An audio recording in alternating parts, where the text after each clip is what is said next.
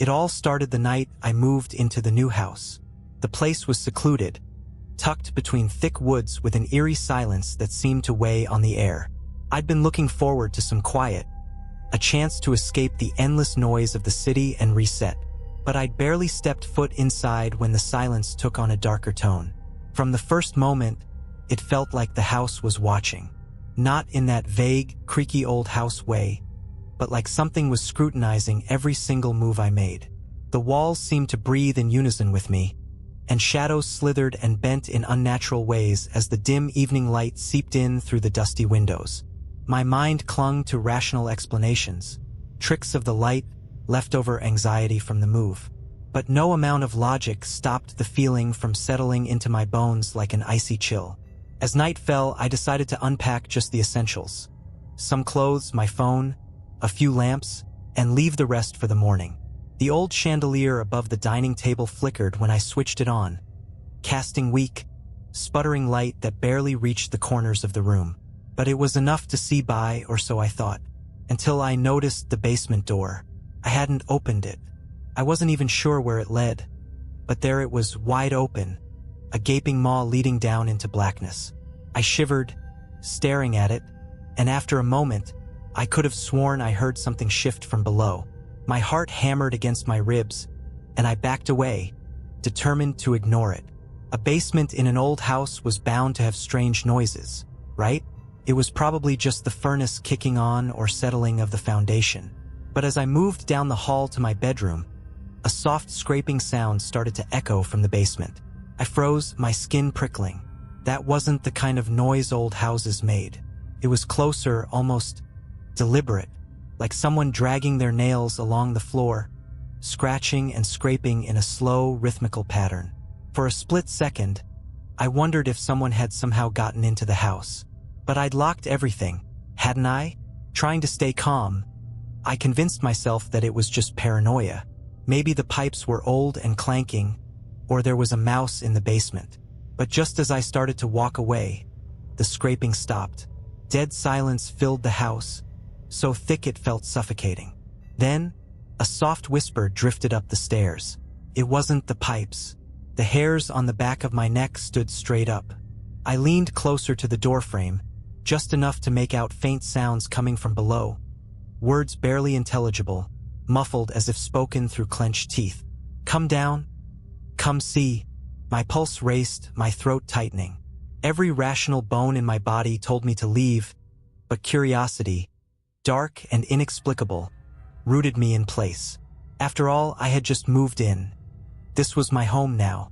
I took a step forward, hesitating at the top of the stairs. The basement was pitch black. Even as I flicked on the light switch, the bulb barely illuminated anything beyond the first few steps. Taking a deep breath, I descended into the dark, one hand gripping the railing so tightly my knuckles turned white. Halfway down, the air grew colder, thick with an earthy, metallic scent that made my stomach twist. At the bottom, I strained my eyes, searching for the source of the sound. The walls were lined with old shelves, stacked with dusty, forgotten objects. And in the middle of the room, something sat, cloaked in shadows. As my eyes adjusted, I realized it was a mirror. I couldn't see much in the darkness, but the longer I looked, the more it seemed to call to me, to tug at something deep within. I took a few shaky steps forward, curiosity overpowering the unease creeping up my spine. When I was close enough, I reached out, brushing my fingers against the edge. And then, I saw it. Not my reflection, but something else, something behind me in the mirror. A face, pale and stretched, staring with hollow eyes that bore into mine. My own reflection was gone, replaced by this gaunt, haunted figure that mirrored my every move. I felt paralyzed, every fiber of my being screaming to look away, to run. But I couldn't move. The figure leaned closer, its mouth twisting into a slow, predatory smile. "Welcome home," it whispered, its voice scratching like nails on a chalkboard, echoing in my mind. My throat was dry, my voice trapped, but somehow I forced myself to move. I stumbled backward, breaking free from the trance, and dashed up the stairs, slamming the basement door shut behind me. I spent the night huddled in my bedroom, clutching my phone, but there was no signal. The silence returned, oppressive and heavy, like a weight pressing down on me. But in the darkness, I could hear faint laughter, soft and sinister, drifting up from below. Sleep was impossible. Every time I closed my eyes, that face lurked in the darkness, waiting, watching. Morning couldn't come fast enough. As soon as the first light filtered through the blinds, I grabbed my car keys and bolted out of the house. My heart was still racing from the night before, and the image of that face, its hollow eyes, that twisted grin, was burned into my mind. I convinced myself that maybe I'd imagined it, that stress and exhaustion had played tricks on me. But some part of me knew better. The house was wrong, and that mirror, it was something else entirely. I spent the entire day in town, finding excuses to stay away. Every time I thought about going back, I'd feel this tight knot of dread in my stomach. But around noon, I realized I'd left my phone charger and wallet behind. So unless I planned to sleep in my car, I'd have to return. I pulled up to the house around dusk, trying to calm my nerves. From the outside, everything looked normal. The house was quiet, still. Too still, I noticed, as if it were holding its breath, waiting. I tried to shake off the feeling as I unlocked the door, stepping inside slowly, ears straining for any hint of that sinister laughter from the night before. Nothing, just the soft hum of silence and the faint ticking of a clock in the hallway. After gathering my things, I told myself I'd just sleep here one more night. Then, if the feeling didn't go away, I'd start looking for somewhere else.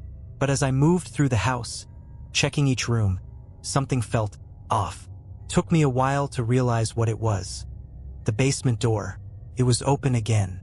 I stopped dead in my tracks, my pulse pounding. I was positive I'd shut it last night. Not just shut it, I'd slammed it, locked it. And now, here it was, wide open, revealing that dark staircase descending into the shadows below. This time, I felt something else coming from that doorway.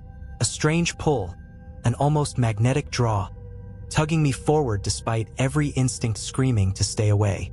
It was like the air itself was charged, buzzing faintly, almost alive. I took a step forward, then another, unable to stop myself. My feet moved of their own accord, leading me down into the darkness. As I descended, the air grew colder, damp, and heavy with that same metallic scent from before.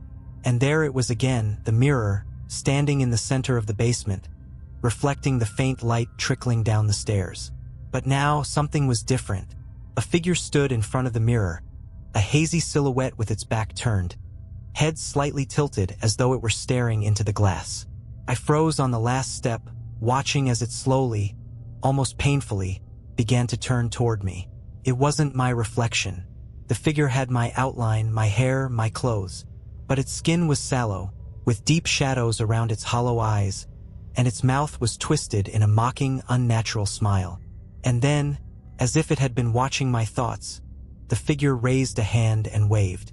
I felt a scream building in my throat, but no sound came out. It was as if the air had thickened, pressing down on me, choking off any sound. The figure in the mirror cocked its head, watching me with a kind of cruel amusement. Then it spoke. "You don't belong here," it hissed, the voice echoing in the small space, a chorus of raspy whispers. "This is my house now."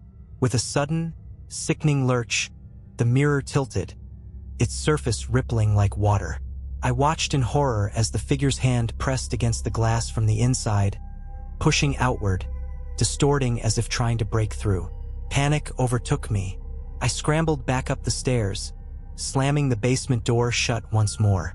My breaths were coming in short, panicked gasps, and I backed away, every nerve in my body screaming to run. But then, I heard it, the soft creak of footsteps on the other side of the door. Slow, deliberate, getting closer. The door handle began to turn, and I rushed to hold it closed, pressing my weight against it.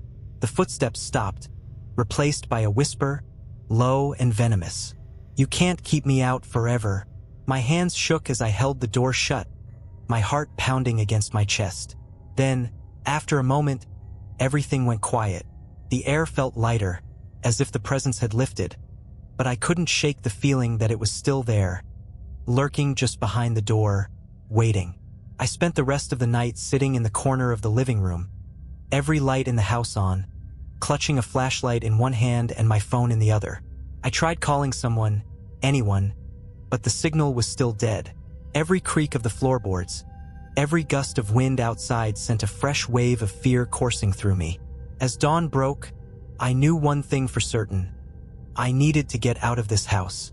As the first light of dawn stretched across the living room, relief washed over me, but it was thin and fleeting. I didn't bother to change or gather anything else. I just grabbed my keys, slipped on my shoes, and made a beeline for the door. The air outside was crisp, and for a moment, I felt like I could breathe again, free from the oppressive darkness of that place. But as I unlocked the car and slid into the driver's seat, something in the rearview mirror caught my eye. The front door of the house was wide open. My stomach dropped. I could have sworn I'd closed it behind me. And there, in the shadowy doorway, I thought I saw a figure. Just a glimpse too quick to catch clearly, but enough to make my skin crawl. I started the car, hands trembling as I put it in gear and tore down the driveway, not daring to look back again until I was a good mile down the road. Only then did I allow myself a glance in the rearview. The house was nowhere in sight, hidden by the trees and the winding road. I tried to convince myself that it was over, that I was safe. I drove to a small motel in town, where I rented a room and spent most of the day in bed, trying to shake off the night's terror. I kept telling myself that the nightmare was behind me, that I could leave the house and never look back. But when night fell, I felt the fear creeping back, prickling at the edges of my mind. The house haunted my thoughts, its dark rooms and whispering shadows drawing me in, even from miles away. I didn't sleep that night, and by morning, an unsettling compulsion had taken hold. Despite every instinct telling me to stay away, I found myself back in the car, driving toward the house as if something were pulling me there, guiding my every turn. I told myself it was just to gather my things, to make a clean break. But deep down, I knew that wasn't the truth. When I arrived, the house looked different. The air around it was thick, almost vibrating with tension. The windows stared out at me like empty, hungry eyes. I hesitated at the edge of the driveway, gripping the wheel so hard my knuckles went white. But the pull was irresistible, like a hand gripping the back of my neck, guiding me forward. I stepped out of the car and slowly walked up the driveway, feeling the weight of that invisible grip tighten with every step. When I reached the porch, I found the door slightly ajar, just enough to invite me inside. I swallowed hard, steeling myself, and pushed it open. The house was silent. The air inside was stale, thick with that metallic scent that had lingered in the basement. As I moved through the hall, the silence grew heavier, pressing down on me, until I felt like I could barely breathe. Every instinct screamed to turn back, to run, but I couldn't. It was as if I was moving in a dream, drawn by an unseen force toward the basement door. Stood wide open, waiting. I took a shaky breath, then slowly descended the stairs. The basement was darker than before, and the shadows seemed to twist and shift as I stepped down, deeper into the murky air. And there it was, standing in the middle of the room. The mirror. The surface was no longer just a reflection. It rippled, a dark, inky void swirling beneath the glass. And there, standing inside the mirror, was the figure again. Its form hazy and distorted, but unmistakably watching me with those hollow, sunken eyes. "I told you," it whispered, the words dripping with malice. "You belong to me now." I tried to back away, but my feet felt glued to the floor. The figure raised a hand, pressing it against the glass from the inside, and I watched in horror as its hand began to push through. The glass rippled, stretching around its fingers, distorting as if it were made of thick liquid. Slowly, painfully, the figure began to emerge. I stumbled back, breaking free from whatever invisible force held me in place. As I turned to flee up the stairs, I felt a cold, skeletal hand wrap around my wrist, gripping me with impossible strength. I looked back and saw it. Halfway through the mirror now, its face twisted in a malicious grin, eyes empty and lifeless, pulling me closer. In a frenzy, I thrashed, kicking and clawing, desperate to break free. My hand landed on something hard and cold on a nearby shelf. A rusted, heavy metal rod. I swung it with all my strength, striking the figure's arm. It let out a hiss, recoiling slightly, and I took the opportunity to wrench myself free, stumbling up the stairs. The basement door slammed shut behind me as I burst into the hallway, gasping for air. But even as I ran, I could feel it. Something creeping closer, the air thickening with its presence, pressing in on me from all sides. I sprinted through the house, slamming doors behind me. But each time, I'd feel that cold whisper at my back, taunting me, closing in. By the time I reached the front door, it was too late. I turned the handle, but it wouldn't budge. I tried again, yanking at the knob with all my strength, but the door held fast, as if the house itself was holding me hostage. Then, from behind me, a voice whispered, so close it brushed against my ear. "Stay." I turned slowly, heart pounding, to see the figure standing at the end of the hall, watching me with those dead, hollow eyes. Its smile stretched wider, impossibly wide, until its mouth gaped open, black as the void itself. The shadows around it began to twist and pulse, stretching out toward me, creeping along the walls and floor, engulfing everything in darkness. The house was alive. It was breathing, pulsing with each beat of my terrified heart, its walls closing in around me. And I understood then that this wasn't a house. It was something else entirely. A trap, a prison, and I was caught inside it. With one last burst of desperation, I threw myself at the door, slamming my shoulder against it until, finally, it gave way. I tumbled out onto the porch, gasping, scrambling to my feet as I fled down the driveway, not daring to look back. I didn't stop running until I was miles away, too far for the shadows of that place to reach me. Even now, I can still feel its presence, lingering just at the edge of my mind, like a shadow that stretches further than it should. It's as if it's waiting, watching, just biding its time until I slip up, until I'm alone again. And every night, as I lie awake, I hear it, the soft, sinister whisper, drifting through the darkness. Come back home. After that escape, I swore I'd never return. I rented a cramped studio in the city and poured every dollar I had into it just to keep myself out of that place. I avoided even thinking about it, burying the memories under layers of distraction, work, endless nights out, whatever it took to keep the darkness at bay. But some things don't stay buried, and some places don't let go. 3 months went by, and I started to believe it was truly over. The whispers faded, and I began sleeping through the night again. Then, one morning, a letter arrived in my mailbox. It was plain, unstamped, with no return address. Just my name on the front in scratchy handwriting that made my skin crawl. I ripped it open and unfolded a single sheet of paper, stiff and old, smelling faintly of mildew. One word was scrawled across it in a sharp, jagged script. Remember. I dropped the letter as if it had burned me, my heart hammering. My mind flashed back to that basement, to the figure pressing against the mirror, its twisted smile, its hollow eyes. I could almost feel that icy hand gripping my wrist again, tugging me back into the darkness. I tried to shake it off as a prank, maybe some bitter neighbor, maybe just my imagination getting the better of me. But 2 days later, the power went out. I was working late, tapping away on my laptop when every light in the apartment flickered and died. I sat in pitch-black silence, the hum of the city outside muffled as if I'd been plunged underwater. I grabbed my phone for light and started to reach for the breaker panel when I noticed something out of the corner of my eye. The hallway mirror, barely visible in the dim light, was shimmering. At first, I thought it was my tired eyes playing tricks, but as I stared, I saw it. The reflection wasn't right. It was my hallway, my apartment. But the walls seemed to pulse, the shadows deepened, and there, standing in the background, was a figure. It was distant, hazy, almost a blur. But I knew what I was seeing, and a creeping horror snaked up my spine. The figure from the old house. It had followed me.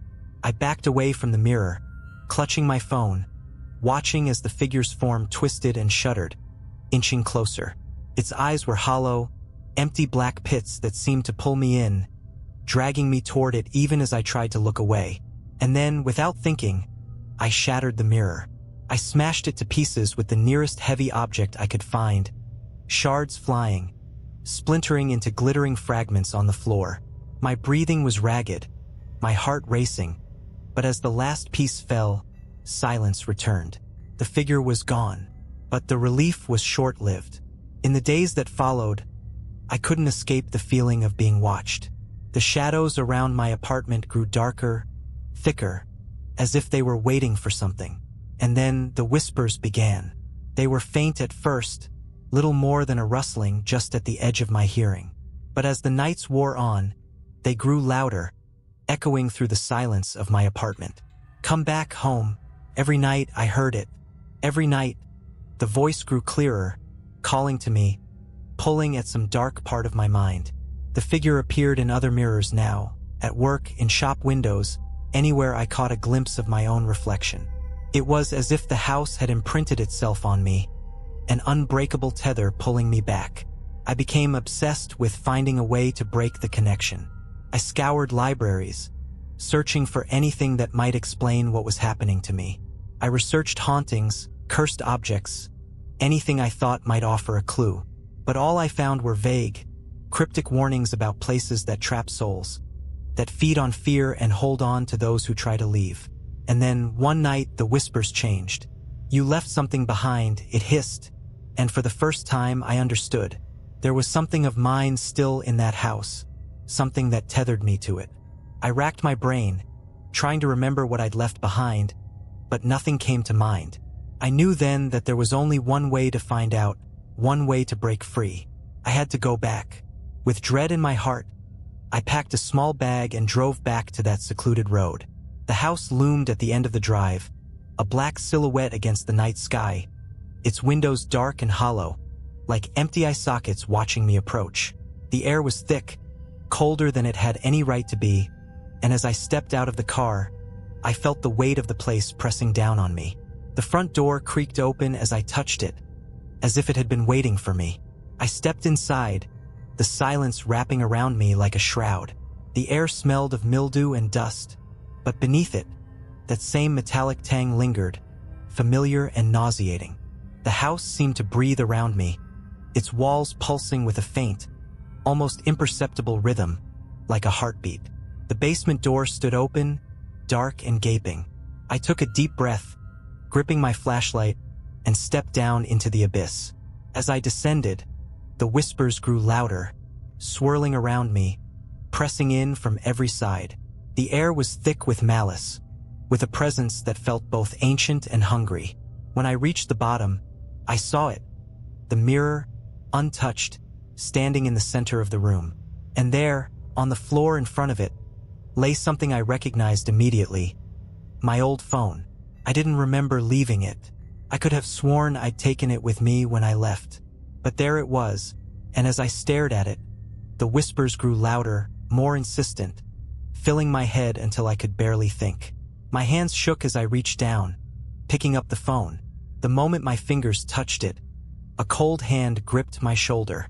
I spun around, and there it was, the figure standing inches away, its hollow eyes boring into mine. Its mouth stretched into that horrible grin, its voice echoing through my mind, soft and venomous. "You're home." The shadows around me twisted, closing in, swallowing the light. The figure leaned in, its hand icy and solid on my shoulder, pulling me closer to the mirror.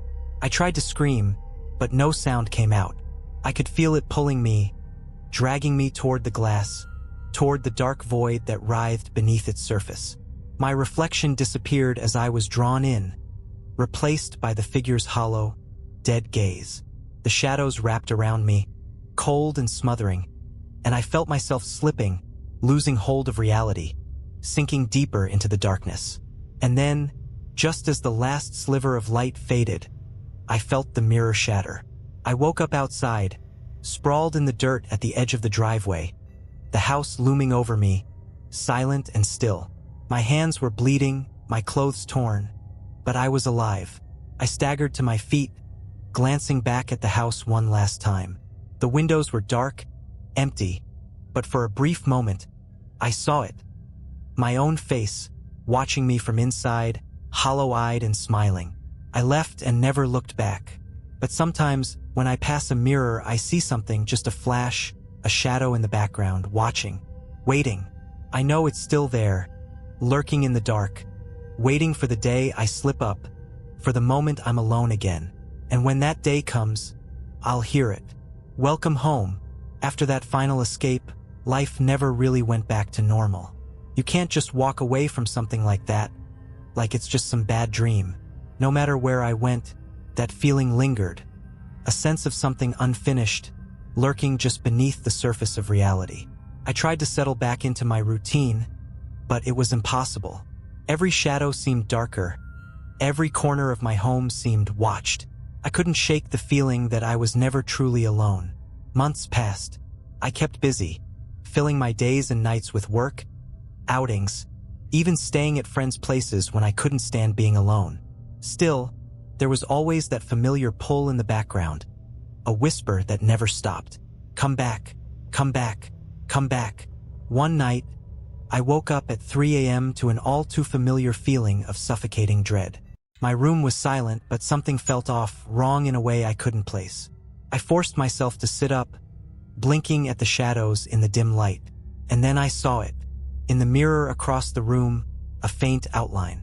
I thought I was still half dreaming, some trick of the dim lighting. But as I stared, the figure solidified, growing sharper until it was unmistakable. The hollow eyes, the twisted grin. It was back, watching me from the other side of the glass. I froze, every muscle in my body locked in place. I wanted to scream, to look away, but I couldn't tear my gaze from the reflection. Slowly, the figure raised its hand, pressing it against the inside of the glass, its fingers spreading wide, skeletal and pale. My heart pounded, my mind racing. I knew what was coming. It wanted me, needed me back in that house. The mirror trembled, rippling like water, and for a moment I could see beyond it. A dark, twisting hallway, a sense of void stretching infinitely in all directions. In the silence, I heard its voice again, as clear as if it were right beside me. You never left. You're still mine. That night, I slept in my car, parked in the city miles from my apartment. But the figure followed me, appearing in every reflective surface, haunting me in shop windows, even in the sheen of dark puddles. It was always there, watching, waiting, a constant reminder that it would never let go. One evening, I was sitting at a diner, trying to distract myself over a late-night coffee. The place was quiet, mostly empty, just me and a few other patrons scattered throughout. I was stirring my coffee absently when a reflection caught my eye in the polished surface of the window beside me. There, as always, was the figure. This time closer, pressing its face to the glass, those dead, hollow eyes staring into mine with a sick, mocking smile. And that's when I noticed something new. In its reflection, I could see the faintest outline of something clasped in its hand. It was hard to make out in the dim light, but as I leaned closer, I realized it was holding a key. My house key, the one I'd thrown out months ago after my last encounter. I knew, without a doubt, it had picked it up from the place I'd left it, the doorstep of that cursed house. I don't know why, but in that moment, anger burned through my fear. I was exhausted, fed up with being chased, haunted, constantly on edge. I couldn't live like this anymore. I had to end it once and for all. So I did the only thing that made sense in my mind. I went back. Back to that place I swore I'd never return to. This time, though, I had a plan. I stopped by a hardware store before I went, grabbing a hammer, a bag of salt, some candles, and a lighter. I'd read about these things in my months of desperate research, late-night internet searches that had filled me with half-baked ideas on how to break ties with haunted places. At this point, I was willing to try anything. When I pulled up to the house, it was well past midnight. Fog had rolled in, thick and heavy, clinging to the ground in wisps that seemed to curl around the house like ghostly fingers. The windows were dark, and the whole place exuded a sense of waiting, expectancy, as if it knew I'd come. I stepped out of the car, hammer in one hand, salt and candles clutched in the other. My heart hammered against my ribs, but I forced myself to step forward. The door was unlocked, of course, and as I pushed it open, a wave of freezing air washed over me. The house was silent, every creak of the floorboards echoing through the empty rooms as I moved to the basement door. It was waiting for me, wide open, the staircase descending into darkness. Taking a shaky breath, I lit the candles and started down, the warm glow casting long shadows that danced along the walls. The mirror was still there, standing in the center of the room like a sentinel, its surface rippling with dark energy. I approached it slowly, feeling the temperature drop with every step. As I stood before it, the figure appeared again, clearer than ever, grinning that horrible grin. "I'm here to end this," I said, my voice steadier than I felt. The figure's smile widened, and I saw its reflection shift, reaching out a hand that seemed to press against the glass from the inside, forming a spiderweb of cracks. But before it could step through, I poured a line of salt around the mirror, forming a tight circle. The figure's hand froze, and I saw its expression shift, that mocking smile turning into something like anger. For a moment, silence hung heavy in the air. And then, the mirror began to shake violently, the surface warping, distorting as the figure's face twisted in fury. Shadows pulsed around me, swirling faster and faster, but I held my ground, refusing to break eye contact. I raised the hammer, gripping it tightly. This is my last goodbye. With one final swing, I brought the hammer down onto the mirror. The glass shattered, shards flying outward, cutting through the air with an almost ear-splitting screech. The moment the mirror broke, the entire house seemed to shake, the walls groaning as if some deep, ancient thing had been wounded. The shadows pulsed one last time, swirling faster before suddenly collapsing, sucked back into the mirror's fractured remains. And then silence. Absolute, deafening silence. I stood there, breathing heavily, heart pounding, waiting for something to happen. But there was nothing. The house felt empty, hollow, as if whatever had haunted it had finally been driven out. Slowly, I backed away, leaving the shattered mirror behind. I climbed the stairs, feeling lighter with each step. When I reached the front door, I took one last look back. The house was dark and silent, and for the first time it looked ordinary. I drove away without looking back, half expecting to see that familiar figure in my rearview mirror. But the road remained empty, the night silent. And now, months later, I can finally say it's over. I don't see reflections in mirrors anymore. Don't hear the whispers in the night. I'm free, truly free. But sometimes, when the night is especially quiet, I still think I can feel it. The faintest, lingering chill, a reminder of that place and the shadow I left behind. Because I know, deep down, that places like that don't really disappear. They just wait, and one day they might find someone new. It's been a year since that night. Life has returned to a strange version of normal, but the memories of that house, that presence, and those hollow eyes have never completely left me. At times, it feels as though a shadow is lurking in the corners of my vision, just out of reach, reminding me of a debt unsettled. Even though I've tried to convince myself that it's over, that the curse or whatever held me is gone, there's a part of me that's never truly relaxed. Every reflection, a car window, a darkened screen, a stray glance in a shop window, still makes my heart skip a beat. I've learned not to linger, not to look too closely, afraid of what might look back. Then, one quiet night, it happened again. I was heading home late, after spending the evening at a friend's place trying to laugh off some of the darker memories. The streets were empty, bathed in that eerie glow of half-lit streetlights that made everything feel slightly surreal. My building loomed in the distance, silhouetted against a low-hanging moon, and I felt a faint relief as I turned into the alley leading to the back entrance. But that relief was short-lived. Halfway down the alley, I froze, every nerve in my body prickling with a sensation I hadn't felt in months. Ahead of me, about 10 feet away, was a faint, shadowy figure standing completely still. I couldn't make out any features, but there was something chillingly familiar in its posture. in the stillness of it as it waited. I took a shaky step backward, and the figure moved, just a slight tilt of its head, as if it were studying me. My blood turned to ice. Every instinct screamed at me to run, to turn back, but my feet felt glued to the spot. I tried to rationalize it, to convince myself it was just a shadow or a trick of the light. But as I took another step back, I saw it.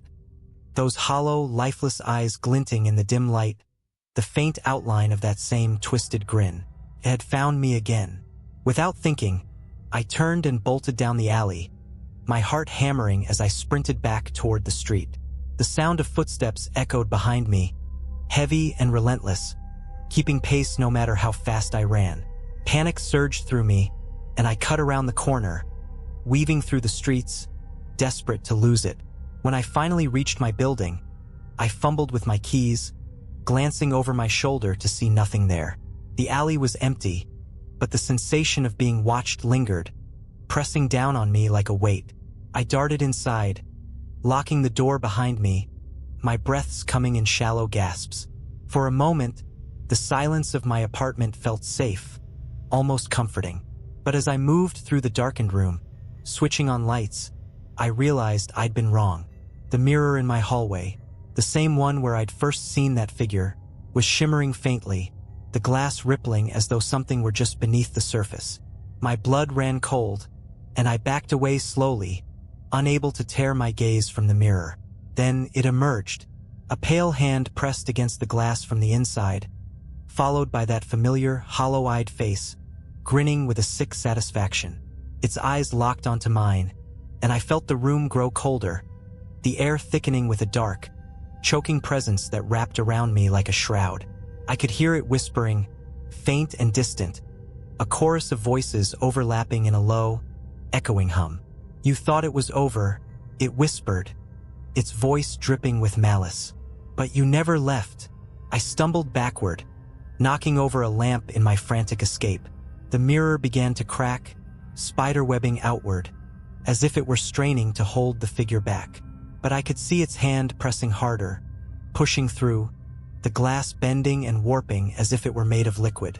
Desperate, I grabbed the bag of salt I'd kept in my closet, a leftover remnant of my last attempt to break the connection. I poured a circle around myself, my hands shaking, chanting every protection mantra I'd read in those countless sleepless nights of research. The figure's grin twisted into something darker, more furious, as it stared down at the salt barrier. For a moment I thought it was working. The figure seemed to hesitate, its hand recoiling slightly, as if repelled by the line of salt. I felt a flicker of hope, a glimmer of escape. But then, its hollow eyes narrowed, and with a soft, mocking laugh, it leaned closer, pressing its face against the cracked glass. I saw its mouth open, and from the darkness within, a single whisper echoed, low and taunting. "Salt can't save you." With a force that shook the entire apartment, the mirror shattered, shards flying in all directions as the figure lunged forward, crossing the threshold between reflection and reality. Its hand, icy and skeletal, reached out for me, fingers stretching as though to wrap around my throat. I stumbled back, my foot catching on the edge of the rug, and fell to the floor. I scrambled back, my mind racing, searching for anything that could stop it. My eyes landed on my phone, lying on the floor just a few feet away. With a desperate lunge, I grabbed it and did the only thing that came to mind. I took a picture. For a brief second, the flash illuminated the room, casting harsh light on the figure. And in that instant, it recoiled, letting out a bone-chilling shriek that echoed through the apartment. The figure wavered, its form flickering like a dying flame. And then, just as quickly as it had emerged, it faded, dissolving into a wisp of shadow that disappeared into the cracks of the shattered mirror. I sat there, breathing hard, my hands trembling as I stared at the empty space where it had been. The silence settled again, thick and oppressive, but this time, it felt different, emptier, as though something vital had been drained from the room. For hours, I didn't move, didn't dare to look away from the broken mirror. Finally, as dawn broke, I forced myself to stand, to clean up the shards, to erase any trace of that nightmare from my home. Days passed, and though the fear lingered, the whispers were gone. The reflections no longer held that ominous, watching presence. It was as if, in that final moment, something had shifted, something had changed. The grip it had on me had finally been severed. Now I keep my mirrors covered, refuse to look too closely at my reflection. I've learned to trust the quiet, to savor the ordinary peace of a life free from haunting shadows. But every once in a while, when the night is still, I hear that faint, echoing whisper. Salt can't save you. It's been another few weeks, and while life has mostly returned to something like normal, that last encounter left scars deeper than I'd care to admit. I told myself I'd seen the last of that figure, but part of me remained on high alert, always glancing over my shoulder, bracing for its return. One night, after hours of struggling to sleep, I finally drifted off only to plunge into a vivid, suffocating dream. I was back in that cursed house, standing in the basement, facing that shattered mirror. The room was cold, filled with a dense, almost tangible darkness that seemed to pulse, breathing in unison with my own quickening heart. And there, among the broken shards, I saw it again, that familiar twisted grin and those hollow, sunken eyes watching me, waiting. But this time, the figure wasn't alone. Around it, shadows writhed, contorting into vague human shapes, as if they were made of pure darkness.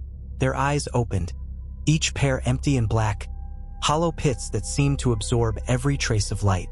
They were whispering, a cacophony of voices overlapping, hissing secrets in a language I couldn't understand. But their intent was clear. They wanted me back. I tried to move, to step away, but my feet wouldn't budge. My reflection in the shards began to warp, twisting and distorting until it no longer looked like me. Instead, it looked like it, the hollow-eyed figure that had haunted me for so long. It grinned, reaching out from every shard, hundreds of hands stretching toward me, closing in. And then, in unison, the figures whispered, "You never left." I jolted awake, drenched in sweat, my heart hammering against my chest as if it were trying to escape. The room was dark, silent, but the memory of those whispers lingered, echoing in my mind. I tried to shake it off, tell myself it was just a nightmare. But as I sat up, catching my breath, I noticed something that sent a chill down my spine. My bedroom mirror was cracked. Not just cracked, but shattered, spiderwebs of broken glass fanning out from the center, as if something had hit it with tremendous force. I stared at it, frozen, watching the darkness shift in the broken reflections. I could see myself, but just behind my reflection, faint and almost invisible in the dim light, was a shadow, figure watching, waiting. I swallowed hard, trying to steady my breathing. The rational part of me wanted to believe it was just my imagination, but deep down I knew this wasn't over. Not by a long shot. Desperate, I called a friend, one of the few who knew about my ordeal.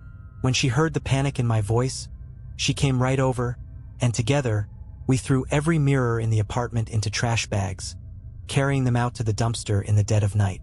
We smashed them to pieces, making sure no shard, no fragment was left intact. It was messy, frantic, but as I watched each mirror break into dust, I felt a small sense of control return. But that sense of relief was fleeting. A few days later, strange things began to happen. Objects would move on their own. A glass left on the counter would be on the other side of the room when I turned around. My keys vanished and reappeared in impossible places. My phone once went missing for hours only to turn up in a drawer I hadn't opened in days. I told myself it was just stress, that I was distracted, but deep down, I knew the truth. It was still with me. It didn't need mirrors to haunt me anymore. One night, as I sat alone in the living room, the lights flickered. A familiar chill swept over me, making the air feel thick, heavy. The shadows seemed to deepen, gathering in the corners, and I felt that suffocating presence press down on me again. And then, from somewhere in the darkness, I heard it. A soft, raspy whisper. "I don't need mirrors." The air in the room grew colder, and the walls themselves seemed to close in, the space becoming stifling, oppressive. The shadows in the room started to move, swirling around me, almost playful, taunting. I tried to ignore it, to focus on my breathing, to tell myself it wasn't real. But then the whispers started again, louder this time, filling the air with that familiar, sinister cadence. You can't run. You can't hide. You belong to us now. I backed into a corner, pressing myself against the wall, clutching my phone in my hand like a lifeline. My friend's number was the first on my speed dial, but when I pressed it, the phone glitched, the screen flickering with static.